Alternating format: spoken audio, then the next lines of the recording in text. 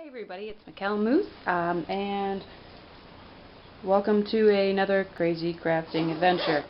Today I am actually turning this t-shirt into a teddy bear. It's for a friend of mine whose grandfather just passed, and this is one of his shirts. So, as you can see, I got started already, and then I was like, I should film that because I haven't posted a video in forever. So anyway, this is going to be the teddy bear's belly that I cut off already. And so now I'm just going to keep moving, and I'm going to cut out a circle for a head, some arms, some legs, and some ears. We'll pull that over there, and we'll just kind of slowly keep adding the pieces to it.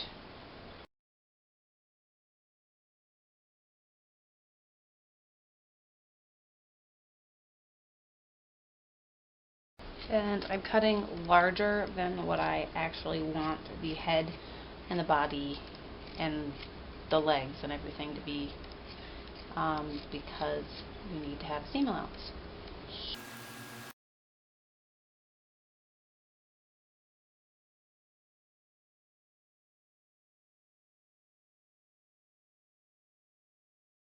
First, I'm going to do the legs, and I'll show you what that looks like, and then we'll move on to the next step. Alright, so the legs are now done. Once you're finished sewing the leg, as you can see, this is what it looks like, and then you just flip it right side out. You make sure you push down on all the corners and stuff like that, and as you can see, I've rounded it out, and then I'm just taking some cotton fluff, or it's polyester, and I'm just stuffing all of the legs and the arms. And I want to leave a little bit of room on the top so I can sew it.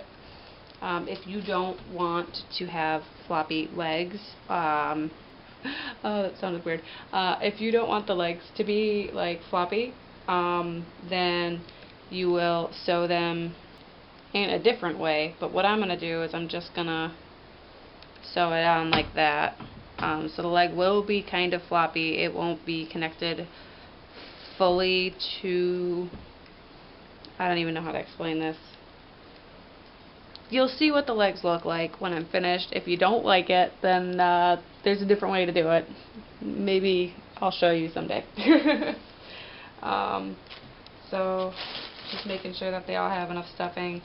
And then what I'm going to do is this gets flipped so that the good sides are facing each other. I'll grab my tomato. You know, I really want to, I don't know who ever thought of this, like who came up with that, like a tomato to stick your pins in. Really? A tomato? Of all the things, a tomato. I don't even know why that bothers me. It does though. But I was thinking about making like a little hedgehog to put my pins in, because that would be a lot cuter, and I think it makes more sense.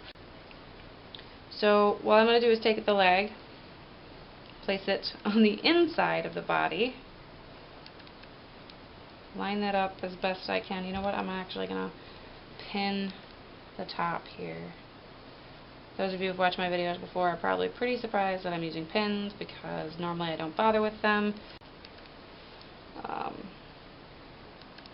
So that one's there, this one will go there. And it does get kind of crowded inside as you're trying to pin, but just kind of wiggle the other legs that are already pinned around until you get them moved away enough. And I made one of these bears already, but I don't have him to show because he already went to his owner. Alright, well, I'm just going to finish pinning that next one on. And once that one's in there and pinned, I'm just going to go around and sew all the way around, except I'm going to leave this top area where this pin is. I'm going to leave that open because our bear needs a head. And I will show you what that looks like when I get there. Okay, let's flip it right side out and see what it looks like. I had to maneuver the legs and stuff to make them do what I want, but there is the body. Ta-da! Yay! And so now we're gonna stuff him. Alright, so there is our plump little bear body. So now I'm gonna do the ears, which are right here. And I'm just gonna sew around them and then stuff them. And then what I'm gonna do is very similar to what I did with the arms and legs. I'm going to pin them in place on the head and wrong side out, pin them in place while they're inside, and then sew around, leaving this part down here open where the neck is. So I'm going to do that, and I will show you what we have in a minute. Finished sewing. Got that open section there. I'm going to flip them inside out, or right side out. And ta-da, there's some ears, yay! And before we stuff the bear head, he needs some eyeballs and a nose, and I like using buttons for that. So I have chosen some blue buttons for his eyes, and I have a little black button to put down as his nose. So I'm going to sew those on, and then I'm going to stuff it. Oh, you can't really see the blue buttons for his eyes. Hang on, I'll hold them up so you can see. But yeah, so I'm going to sew that on, and then I will stuff the head. And then, once the head is stuffed, I will hand sew the head to the body, leaving an open area in between the head and the neck, or the head, language fail, from the body to the head, and that prevents the floppy head, and I think it's cute when they have floppy arms, but not so much with the floppy head, because then their head just kind of flops over like that. So here is our finished handsome little bear. As you can see, his head is not as floppy as his arms, and that's because I didn't use the same technique, and that's because I sewed all the way around. You can kind of see the stitching on the back.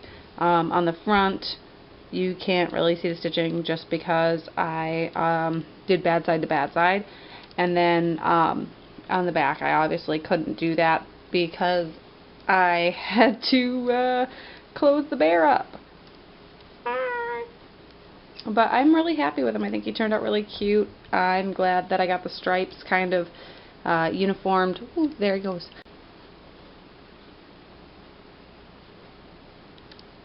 And so now you have some instructions on how to build a bear like this, should you ever want to build a bear out of a t-shirt. So thank you once again so much for watching, and talk to you later.